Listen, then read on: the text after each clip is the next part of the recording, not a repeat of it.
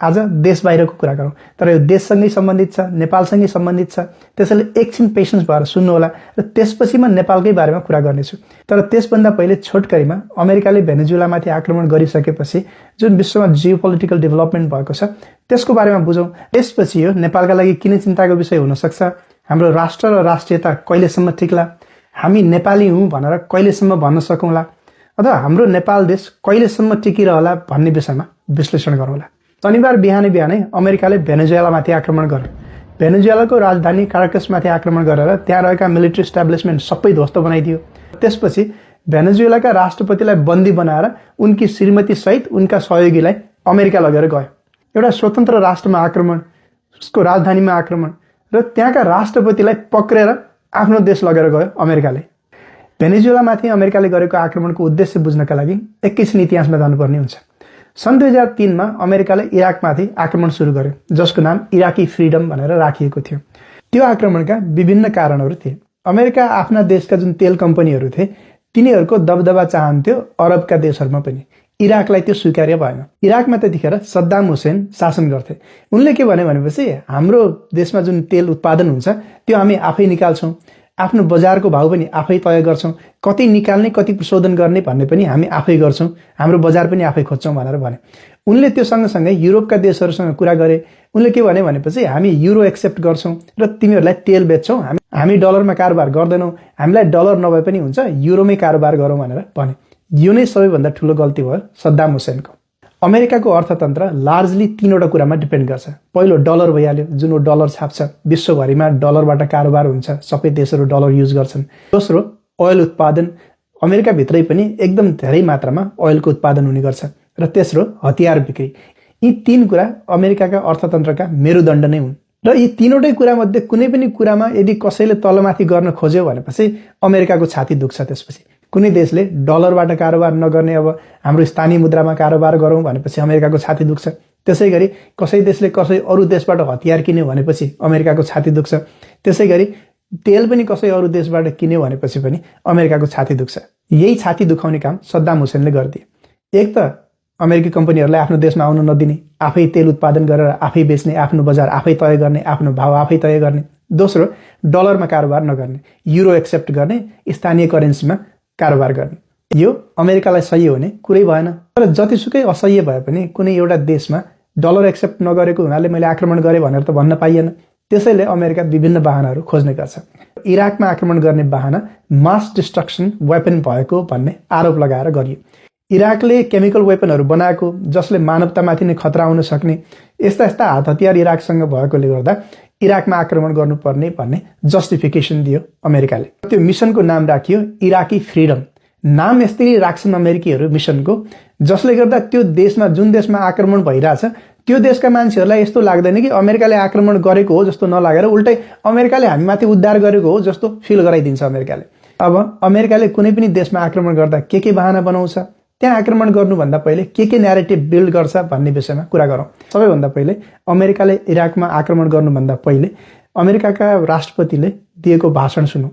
यस्ता भाषणहरू म बेला बेलामा सुनाउने छु र यसको अन्त्यमा म यसको विश्लेषण गर्नेछु। यी भाषणहरूमा एउटा कुरा एकदमै महत्त्वपूर्ण छ, त्यो म अन्त्यमा भन्नेछु र त्यसपछि हामी यसको बारेमा कुरा गर्नेछौँ। पहिले यो भाषण सुनौँ। Many Iraqis can hear me tonight in a translated radio broadcast. If we must begin a military campaign, it will be directed against the lawless men who rule your country and not against you. As our coalition takes away their power, we will deliver the food and medicine you need, and we will help you to build a new Iraq that is prosperous and free. Saddam Hussein has placed Iraqi troops and equipment in civilian areas, attempting to use innocent men, women, and children as shields for his own military. And helping Iraqis achieve a united, stable, and free country will require our sustained commitment. We come to Iraq with respect for its citizens, for their great civilization, and for the... यसमा उनी अमेरिकी जनता र Iraqi जनतालाई सम्बोधन गर्दैछन्। के भन्दैछन् भनेपछि हामी सकेसम्म कम क्षति पुर्याउने प्रयास गर्नेछौँ, इराकमा जब आक्रमण गर्नेछौँ सकेसम्म सिभिलियनहरू नमरुन् भन्ने चाहन्छौँ। तर तिम्रो देशको तानाशाह सद्दाम हुसेनलाई तिमीहरूलाई मानव ढालका रूपमा प्रयोग गर्न खोज्दैछ। हामी सद्दाम हुसेनलाई हटाएर तिमीहरूलाई स्वतन्त्र बनाउनेछौँ। तिमीहरूको सिभिलाइजेसन एकदमै महान छ र हामी इराकलाई महान बनाउनमा सहयोग गर्नेछौँ भनेर भन्दैछन् बुशले। त्यसपछि 2003मा इराकमाथि आक्रमण गरियो र 2006मा सद्दाम हुसेनलाई मारियो। त्यसपछि आजसम्म इराकको स्थिति सुध्रेको छैन। अहिलेसम्म पनि गृहयुद्धकै जस्तो हालत छ, पोलिटिकल इन्स्टेबिलिटी छ, फङ्सनिङ गभर्मेन्ट छैन। अमेरिकाले जोलाई बसाए त्यो मान्छे बस्छन्, अमेरिकी कम्पनीहरूले राज गर्छन्। यस्तो किसिमको विकास पाएका छन् इराकी जनताहरूले सद्दाम हुसेनलाई अमेरिकाले मारिसकेपछि। डलरकै खेलमा कुनै देशलाई तहस नहस पारेको अर्को उदाहरण हो 2011मा अमेरिकाले लिबियामाथि गरेको आक्रमण। लिबिया अफ्रिकामा पर्छ र लिबियाका शासक गद्दाफी थिए। गद्दाफीले अफ्रिकन देशहरूलाई के प्रस्ताव राखे भनेपछि हामीले डलरमा किन कारोबार गर्ने, हामी सुनको दिनार बनाऊ र त्यही सुनको दिनारबाट हामी कारोबार गरौँ। अफ्रिकन देशमा जति पनि छौँ हामी सुन एक्सचेन्ज गरौँ र हाम्रो सामानहरू बेच्ने किन्ने काम गरौँ। हामीलाई डलर किन चाहियो भनेर अफ्रिकी देशहरूभरि त्यो गोल्डको दिनार लागू गर्ने प्रस्ताव राखे र त्यो प्रस्तावको सूचना अमेरिकालाई मिल्यो। अमेरिकाका जासुस त जताततै छन्। देशभित्रैका मान्छेहरू पनि अमेरिकाका लागि जासुसी गरिदिन्छन्। त्यो देशमा पनि कोही न कोही गद्दार थियो होला, तिनीहरूले अमेरिकालाई यसको सूचना दिए। अब यस्तो सूचना सुनिसकेपछि, आफ्नो डलर नचल्ने सूचना सुनिसकेपछि अमेरिकाको छाती दुख्ने भयो। अमेरिकाको छाती दुखेपछि त्यसपछि उसले आक्रमण गर्ने भयो। तर फेरि त्यही कुरा अमेरिकाले डाइरेक्टली आक्रमण गर्न त मिलेन। अमेरिका त दुनियाँलाई प्रजातन्त्रको पाठ पढाउने, ह्युमन राइट्सको पाठ पढाउने देश, अर्को देशमा गएर आक्रमण कसरी गरोस्। त्यसपछि फेरि यिनका राष्ट्रपतिले यसरी भाषण दिए। What we can do and will do is support the aspirations of the Libyan people. We have intervened to stop a massacre, assist the opposition, and work with other nations to hasten the day when Gaddafi leaves power. It may not happen overnight, as a badly weakened Gaddafi tries desperately. यसमा Obama साहब के भन्दैछन् भनेपछि हामीहरू लिबियाका जनतालाई स्वतन्त्र बनाउनेछौँ, नरसंहार रोक्नेछौँ जुन गद्दाफीले गर्दैछ। त्यसपछि त्यहाँ विपक्षी दल जो छन् अपोजिसनमा उनीहरूलाई सहयोग गर्नेछौँ तपाईँको देशमा राज गर्नका लागि भनेर भन्दैछन्। एउटा मान्छेलाई हटाएर उनले चाहेको मान्छेलाई त्यहाँ राखिसकेपछि लिबिया एकदम समृद्ध हुन्छ भनेर बताउँदैछन् उनी लिबियाका जनताहरूलाई। यी कुराहरू याद गर्नु होला। यसको बारेमा एकछिनमा कुरा गरौँ। यिनीहरूले दिएका भाषणहरू याद गरिराख्नु होला है। अब कुरा गरौँ अमेरिकाको अफगानिस्तान बसाइको बारेमा। 20 वर्ष बस्यो अफगानिस्तानमा अमेरिका। फेरि त्यही कुरा भयो, त्यत्तिकै अर्काको देशमा आएर आक्रमण गर्नु भएन र त्यहाँ अरू देशहरूलाई पनि रिझाउनु पर्ने भयो र त्यसैले फेरि अमेरिकाका राष्ट्रपतिले भाषण दिए। यो सुन्नुहोस्। His teachings are good and peaceful, and those who commit evil in the name of Allah blaspheme the name of Allah. The terrorists are traitors to their own faith, trying in effect to hijack Islam itself. The enemy of America is not our many Muslim friends. It is not our many Arab friends. Our enemy is a radical network of terrorists and every government that supports them. यो भाषणमा के भन्दैछन् भनेपछि मुस्लिमहरू त महान हुन् भनेर भन्दैछन्। त्यहाँ सबै मुस्लिम देशहरूलाई, किनकि जानुपर्ने अब अफगानिस्तानमा छ। अल्लाह भनेको एकदम महान हुन्। मुस्लिमका नाममा टेररिस्टहरूले यहाँ आतंक फैलाइरहेछन् र मुस्लिमको नाम खराब गर्दैछन्, अल्लाहको पनि नाम खराब गर्दैछन्। अल्लाह भनेको त पिसफुल हो, मर्सीफुल हो। यस्तो महान अल्लाहको बेइज्जत गरे यिनीहरूले। त्यसैले गर्दा हामी यहाँ आक्रमण गर्छौँ, सबैको सहयोग चाहियो भनेर भन्दैछन् यिनी। यो पनि याद गर्नुहोस् है। यसरी भाषण गरेर अफगानिस्तानमा आक्रमण गरे। अफगानिस्तानमा आक्रमण गर्नुको कारण ओसामा खोज्न भनेर भने। ओसामा तिनीहरूकै छेउमा पाकिस्तानमा बसेको रहेछ।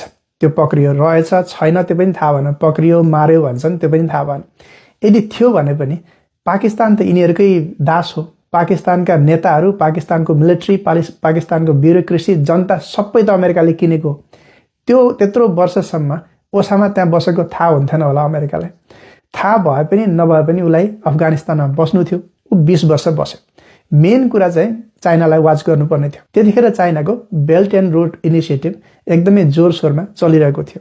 चाइना अफगानिस्तान पाकिस्तान हुँदै वेस्टतिर आउनु खोज्दै थियो, अफ्रिकन कन्टिनेन्टतिर र युरोपतिर बाटो बनाउनु खोज्दै थियो। उता बङ्गलादेश हुँदै अरू ठाउँको पनि ट्रेड गर्न खोज्दै थियो। त चाइनालाई सबैभन्दा नजिकबाट वाच गर्न र उसका एक्टिभिटीलाई कन्टेन गर्नका लागि अफगानिस्तानभन्दा बेटर ठाउँहरू पाएन युएसएले। त्यसैले गर्दा अफगानिस्तानमा बेस बनायो।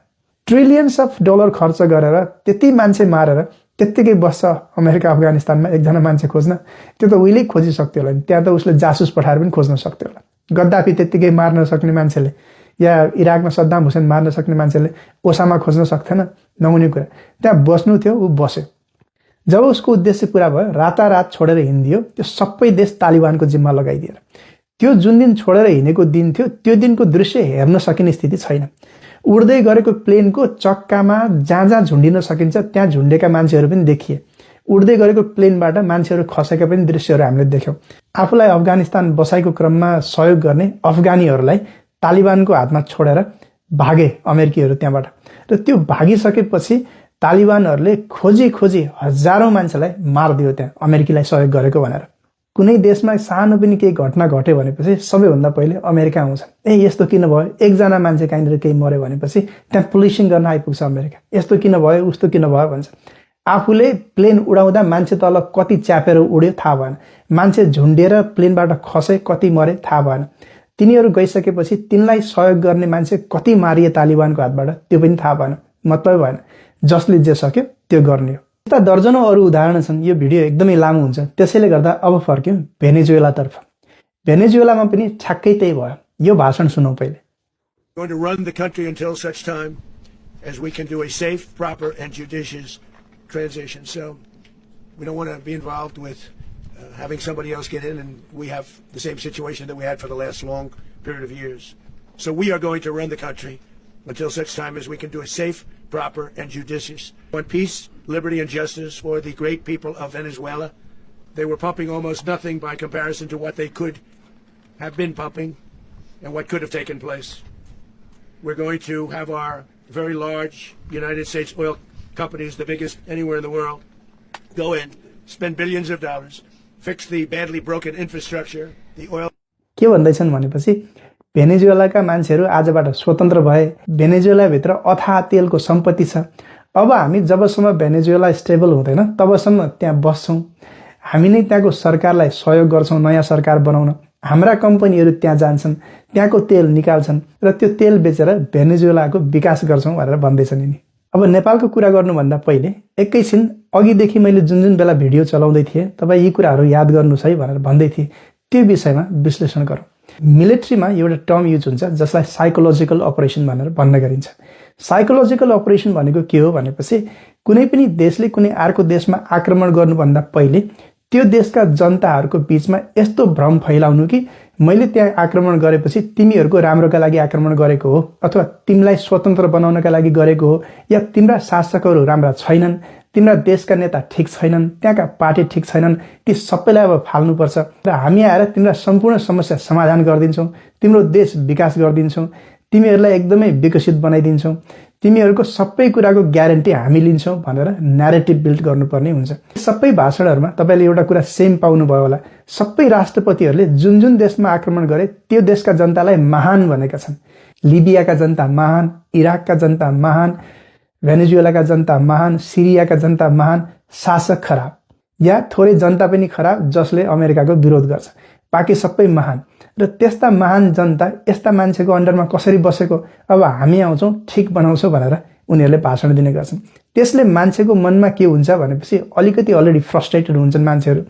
त्यसैमाथि त्यत्रो ठुलो देशले अमेरिका जस्तो देश आयो भने त त्यो त त्यस्तो विकास गरेको देश छ, हाम्रो देशमा पनि गर्दैला नि त है भन्ने मान्छेको मनमा पर्छ।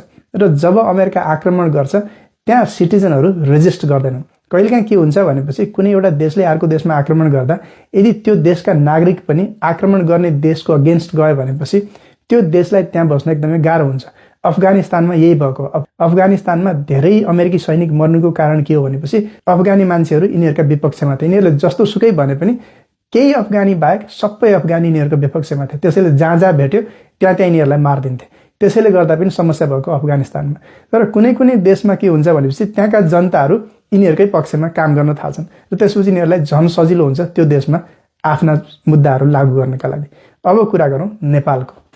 प्रश्न के आउन सक्छ भनेपछि नेपालको कुरा किन गर्ने? नेपालमा न ग्यास छ, न तेल छ, न केही त्यस्तो नेचुरल रिसोर्सेसहरू त्यति ठुलो मात्रामा छ जुन अमेरिकाका लागि उपयोगी होस्। यदि त्यसो हो भनेपछि नेपालमा अमेरिका किन आउन चाहन्छ भन्ने क्वेसन आउन सक्छ। त्यसको एउटै मात्र आन्सर के हो भनेपछि नेपालको जुन जियो लोकेसन छ, नेपाल जुन ठाउँमा छ त्यसको स्ट्राटेजिक इम्पोर्टेन्स एकदमै बढेर गएको छ अमेरिकाका लागि। चाइनालाई घेर्नका लागि अफगानिस्तान, पाकिस्तान पश्चिमपट्टि छन् र दक्षिणतिर इन्डियाले डाइरेक्टली अमेरिकनहरूलाई आफ्नो देशमा बेस बनाउन दिँदैन। त्यसपछि बाँकी रहेका देश भनेको बङ्गलादेश र नेपाल। बङ्गलादेशमा अलरेडी अमेरिकाले चाहेको जस्तै मान्छे उनीहरूले युनिसलाई राखिसकेका छन् त्यहाँ। अब केही समयपछि त्यहाँ पनि केही चेन्ज आउला र नेपालमा पनि त्यही प्रयास जारी छ। एमसीसीको बारेमा धेरै कुरा भइसक्यो, त्यसैले म आज एमसीसीको कुरा गर्दैन। तर एमसीसीको लागि कस्तो न्यारेटिभ बिल्ड गर्दैछन् अमेरिकनहरूले त्यो म देखाउँछु तपाईँहरूलाई। मैले एकछिन अघि साइकोलोजिकल अपरेसनको बारेमा कुरा गरेको थिएँ। नेपालमा पनि एमसीसीको पक्षमा र विपक्षमा मान्छे र नेताहरू बाँडिएका छन्। यो बाँडिनेको कारणै यो न्यारेटिभ बिल्ड गर्नु हो, साइकोलोजिकल अपरेसन।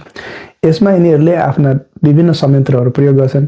यहाँको राजदूतावासले दिनहुँ गर्ने ट्विट, सोसियल मिडियाका पोस्टहरू, यहाँका ठुल्ठुला मिडिया हाउसहरूले गर्ने प्रचारहरू, फेसबुकमा आउने प्रचारहरू, यहाँका नेताहरूले गाउँ गाउँमा गएर गर्ने विभिन्न किसिमका भाषणहरू सबै यही साइकोलोजिकल अपरेसन अन्तर्गत आउँछन्। यो स्क्रिनसट हेर्नुहोस्, यो नेपालमा युएस एम्बेसीले गरेको ट्विट हो।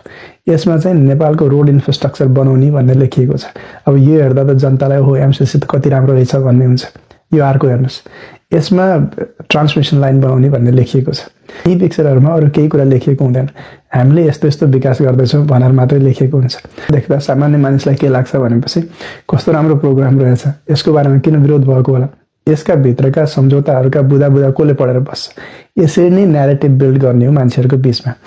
योभन्दा पनि खतरा त एसपीपी भन्ने सम्झौता थियो, स्टेट पार्टनरसिप प्रोग्राम भन्ने। 2015मा हाम्रा सेनाका सेनापतिले एम्बेसडर, युएसका एम्बेसडरलाई लेखेको पत्र त्यो 2022मा लिक भएको थियो।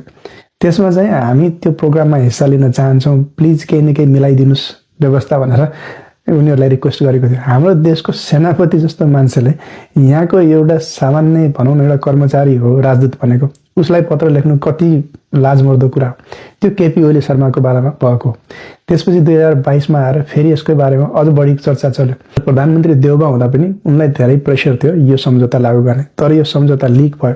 यो सम्झौताका बुदाहरू यतिसम्म देशघाती छन् कि यो सम्झौता भएको भए आज नेपालमा अमेरिकी सेना हुन्थ्यो। यस्ता यस्ता बुदाहरू लेखिएको छ जसले सिधै अमेरिकाको फौजहरू नेपालमा आउन सक्ने प्रावधान राखिएको छ। जसमा त्यसै गरी हाई अल्टिट्युड मिलिट्री ट्रेनिङ गर्ने भनेर लेखेको छ। हिमालतिर गएर, नेपालका हिमालमा गएर अमेरिकन सेनाहरूले ट्रेनिङ गर्नुको केही अर्थ छ र यहाँ पर्मानेन्ट मिलिट्री इस्टाब्लिसमेन्ट राख्ने भन्ने पनि त्यसमा लेखिएको छ। अब त्यो त्यस्तै सामसुम पारियो, त्यसलाई गायब पारियो, पछि राजदूतावासले पनि यो हाम्रो होइन भनेर पन्छिन खोज्यो। यी प्रोजेक्टहरू अझै पनि कहीँ कतै दबाएर राख्यो होला। भोलिको दिनमा आउन सक्छन् या भित्रै साइन पनि गर्न सक्छन् यिनीहरूमा। अब कुरा होला एमसीसी जस्ता प्रोग्रामले कसरी समस्या ल्याउँछ भन्ने। एमसीसीमा कतिपय बुदाहरू यस्ता लेखिएका छन् जुन नेपाल हाम्रो यहाँको ऐन कानुन भन्दा पनि एमसीसीको ऐन कानुन मानिने लेखिएको छ र उसको जुन पनि प्रोग्रामहरू हुन्छ उसले लन्च गर्छ त्यसको सम्पूर्ण जिम्मेवारी एमसीसीको हुनेछ। सुरक्षादेखि लिएर लेखादेखि लिएर सम्पूर्ण कुराको जिम्मेवारी उसको हुनेछ। एकछिनका लागि मानौँ नेपालमा एउटा ठुलो प्रोजेक्ट ल्याइदियो अमेरिकाले। अमेरिका आफ्नो स्ट्राटेजिक हितका लागि जे पनि गर्न सक्छ। अफगानिस्तानमा ट्रिलियन्स अफ डलर उसले खर्च गरेर 20 वर्ष लगायो भनेपछि नेपालमा 1-2 बिलियन डलर या 15-20 मिलियन डलर खर्च गर्न त धेरै ठुलो कुरो भएन। त्यो ल्याएर एउटा ठुलो इन्डस्ट्री खोलिदियो मानौँ, जसमा 10,000 जति मान्छेलाई यहाँ रोजगारी दियो। ती 10,000 जना मान्छे भनेको अब अमेरिकाका लोयल हुन्छन्, किनकि त्यहाँ काम गर्छन्, उनीहरूले त्यहाँ रोजगारी पाएको हुन्छ। भोलिको दिनमा केही गरी अमेरिकाले त्यहाँ यताउता गडबड गरेर ती मान्छेहरूलाई भड्काउन चाह्यो भनेपछि भड्काइदिन सक्छ। भोलि तिम्रो गभर्मेन्टले गर्दा हाम्रो यो काम रोकियो भनिदिन सक्छ। मान्छेहरू हडतालमा उत्रिन सक्छन्, आफ्नै देशका विरुद्ध पनि जान सक्छन् र त्यस्तो भयो भनेपछि त्यसको सुरक्षाको जिम्मेदारी सबै कुरा अमेरिकाले लिने भयो। त्यो इन्डस्ट्रीमा अमेरिकाका मान्छे पनि होलान्। आफ्नो मान्छेको सुरक्षा गर्नका लागि म मेरोबाट सैनिक बोलाएर ल्याउँछु भनेपछि कसले रोक्न सक्छ। यस्तै भएको होइन, हाम्रो यहाँ नेपालबाट प्लेन हाइज्याक भयो इन्डियन एयरलाइन्सको। त्यसपछि इन्डियाका पुलिसहरू नेपालको त्रिभुवन अन्तर्राष्ट्रिय विमानस्थलमा आउँथे। पहिले हामी चेक जाँच गरेर पठाउँथ्यौँ, त्यसपछि उनका पुलिसहरूले चेक जाँच गरेर मात्रै उनीहरूको प्लेनभित्र जान दिन्थ्यो। कसको के लाग्छ, इन्डिया जस्तो देशले त पठायो पुलिस भनेपछि अमेरिकाले पठाउन चाहेपछि हामीले रोक्न सक्छौँ।